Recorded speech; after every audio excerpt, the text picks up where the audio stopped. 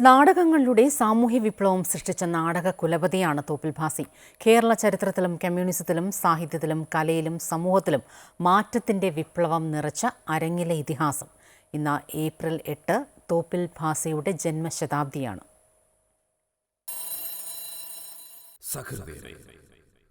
അടുത്ത ബെല്ലോടുകൂടി ഈ നാടകം ആരംഭിക്കുന്നു.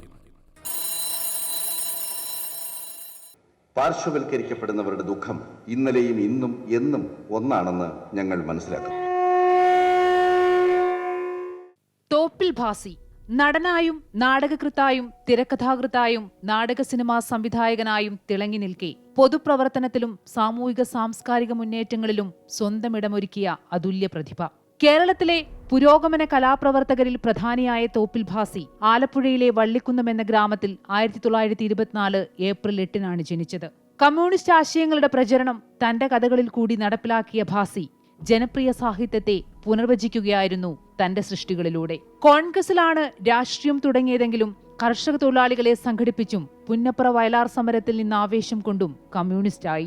ആദ്യകാല കോൺഗ്രസ് പ്രവർത്തനത്തിൽ നിന്ന് തന്റെ ആശയങ്ങളെ സോഷ്യലിസത്തിലേക്കും കമ്മ്യൂണിസത്തിലേക്കും പറിച്ചുനട്ട തോപ്പിൽ ഭാസി സാമൂഹ്യ പരിവർത്തനത്തിന് നാടകം മുഖ്യ മാധ്യമമായി തെരഞ്ഞെടുത്തു. പിന്നീട് അങ്ങോട്ട് ഭാസിയുടെ ഭാവനയിൽ അനേകം കഥാപാത്രങ്ങൾ. സർവേക്കല്ല്, മുടിയനായ പുത്രൻ, മൂലധനം, പുതിയ ആകാശം, പുതിയ ഭൂമി, അശ്വമേധം, ശരശയ്യ, തുലാഭാരം തുടങ്ങി ഭാസി അരങ്ങുകൾക്ക് കേരളം ഉറക്കമിളച്ച് കാത്തിരുന്നു. കേരളത്തിലെ ജാതീയതയും ജന്മിത്വവും മുതലാളിത്തവും വേദികളിൽ നിന്ന് വേദികളിലേക്ക് പകർന്നാടി.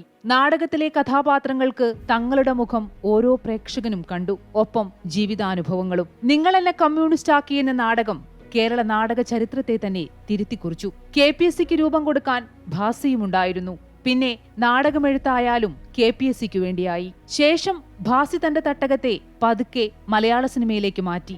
100-ൽ പരം തിരക്കഥകൾ, സിനിമാ സംവിധാനം, എല്ലാം ബോക്സ് ഓഫീസിൽ തകർത്തോടിയ പടങ്ങൾ. ജനങ്ങൾ തങ്ങളെ കലയോടും സാഹിത്യത്തോടും ചേർത്ത് നിർത്തിയ കാലം. അനുഭവങ്ങൾ, പാളിച്ചകൾ, പൂജിക്കെടുക്കാത്ത പുഷ്പങ്ങൾ, കൂട്ടുകുടുംബം, അഗ്നിപരീക്ഷ, അടിമകൾ. തിരക്കഥകളുടെ മാസ്മരികതയിൽ കേരളത്തിലെ കൂട്ടുകുടുംബങ്ങൾ വിതുമ്പി. തൊഴിലാളി വർഗങ്ങൾ മുഷ്ടി ചുരുട്ടി. മുതലാളിമാർ അസ്വസ്ഥരായി.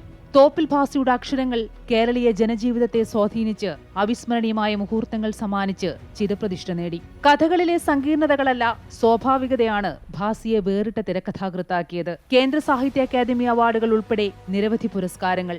ഭൂവുടമകൾക്കെതിരെ കർഷക തൊഴിലാളികളെ അണിനിരത്തി സംഘടിപ്പിച്ച വിപ്ലവ സമരത്തിലൂടെ ശൂരനാട് കലാപത്തിന്റെ നായകസ്ഥാനത്തേക്ക് ഉയർത്തപ്പെട്ട വിപ്ലവകാരി. 1957 EMS സർക്കാർ അധികാരത്തിലേറിയപ്പോൾ തോപ്പിൽ ഭാസി പത്തനംതിട്ടയിൽ നിന്നുള്ള MLA ആയിരുന്നു.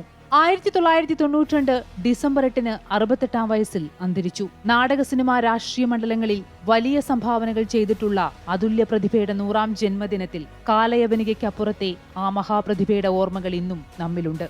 News desk, Amrita TV.